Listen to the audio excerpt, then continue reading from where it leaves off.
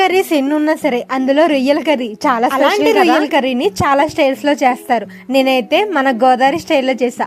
చాలా simple process లో చేశాను, చూసేయండి.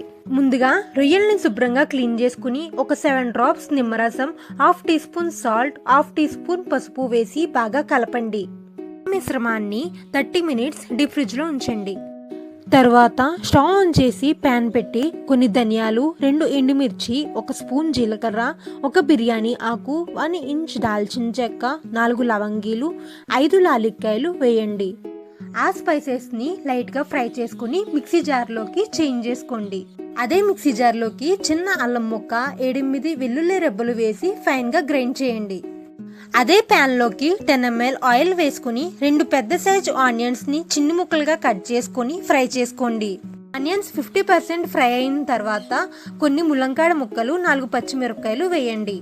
తరువాత 2 చిన్న సైజు టమాటా ముక్కల్ని కట్ చేసుకుని బాగా ఫ్రై చేసుకోండి. ఆనియన్స్ ఫ్రై అయ్యే లోపల వేరే ప్యాన్ లోకి ఆయిల్ తీసుకుని మనం ముందుగా రెడీ చేసి ఉంచుకున్న రొయ్యల్ని ఫ్రై చేయండి. రొయ్యల్లో ఉన్న వాటర్ అంతా పోయి ఆయిల్ పైకి తేలే వరకు ఫ్రై చేసుకోండి.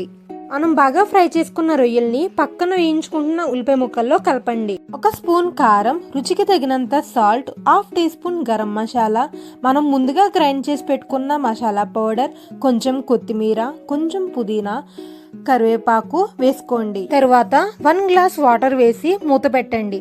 10 నిమిషాల తర్వాత మూత తెరిచి చూస్తే మన గోదావరి స్టైల్ రొయ్యలు ములంకాడ కర్రీ రెడీ. చూస్తుంటేనే నోరూరుతుంది కదా.